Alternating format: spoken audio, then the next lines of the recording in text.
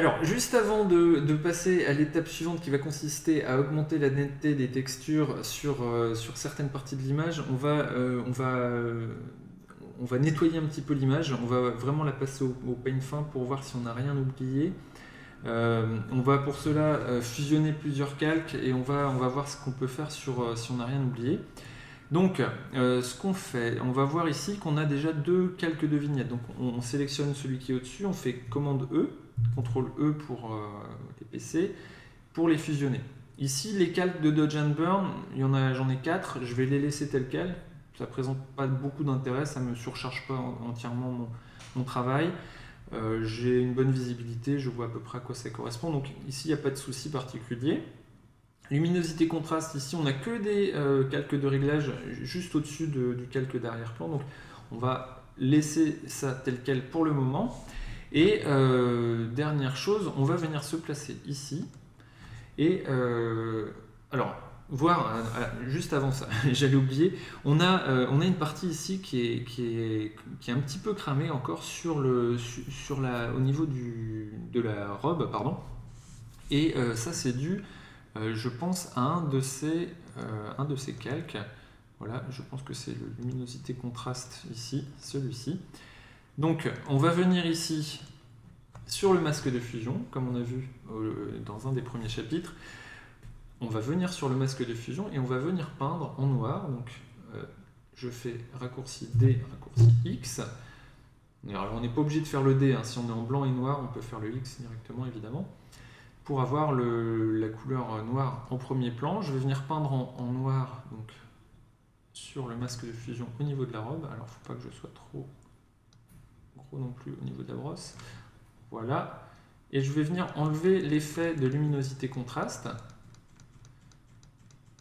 qui nous avait servi à éclaircir globalement toute l'image. Donc là, je suis peut-être un peu juste en luminosité. Voilà. Donc je viens peindre ici dessus pour récupérer un peu de texture. Voilà. Voilà. Donc là, on va être bien.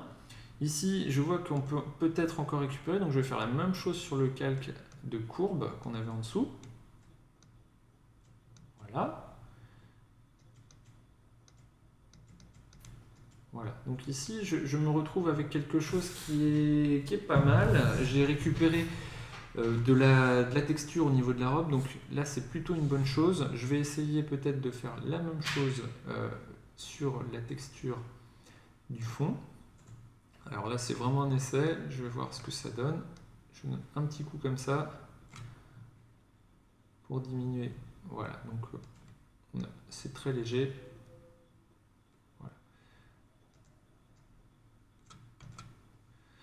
Ok, bon bah là maintenant on a fini par être plutôt bien.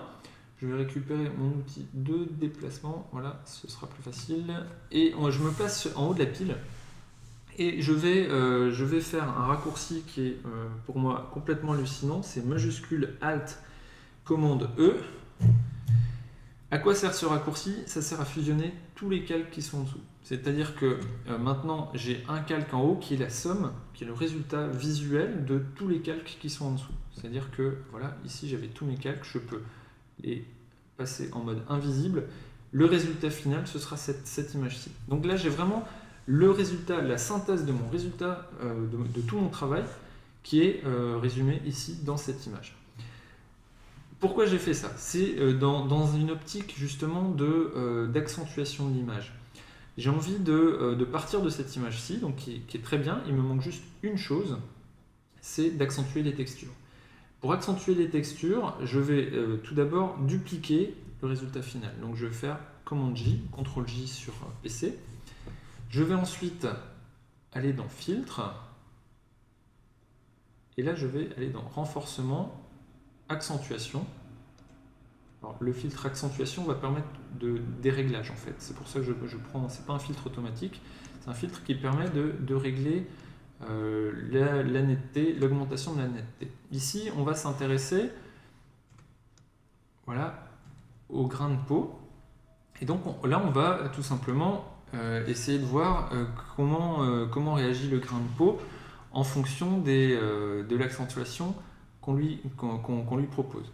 Ici, on a une coche aperçu qui permet de voir si on a un effet important ou pas sur l'image.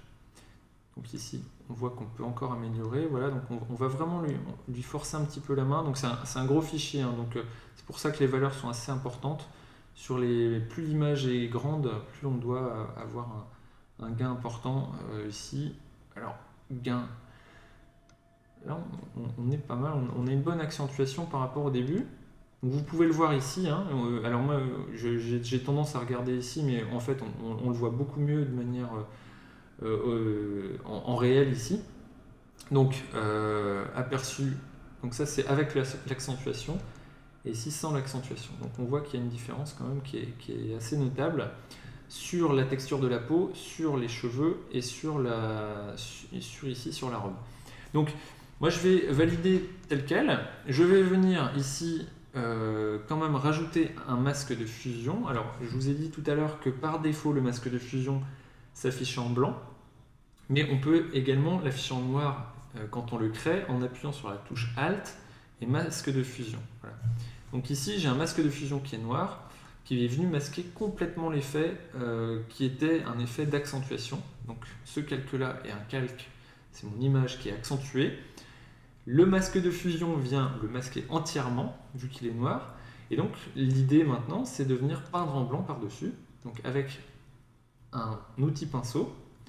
Et avec le pinceau, je vais venir révéler certaines parties pour pouvoir révéler justement l'accentuation que j'ai créée. Donc j'avais vu qu'à certains endroits sur les cheveux, l'effet était un petit peu trop prononcé, mais bon, ça valait le coup de le suggérer quand même, d'accentuer un petit peu. Donc je vais venir peindre, mettons à 50% sur les cheveux. Voilà, je donne un petit coup de boost en netteté aux cheveux. Mais là où c'est intéressant, c'est que je vais pouvoir venir peindre de manière plus prononcée encore sur la texture de la peau. Voilà, la peau, ici également évidemment, tout ce qui est paillettes de la robe. Voilà, et un petit peu également, tchac, ici. Alors, hop, j'enlève la partie propriété. Voilà. Donc, j'ai une image qui a été accentuée au niveau de la netteté. Voici le avant, voici le après. Donc, je ne sais pas si c'est vraiment visible sur la vidéo.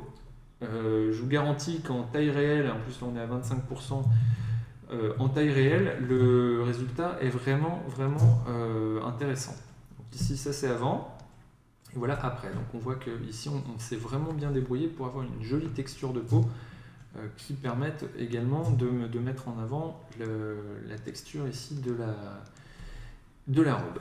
Voilà, donc on va passer à l'étape suivante qui va être l'optimisation pour une publication sur le web ou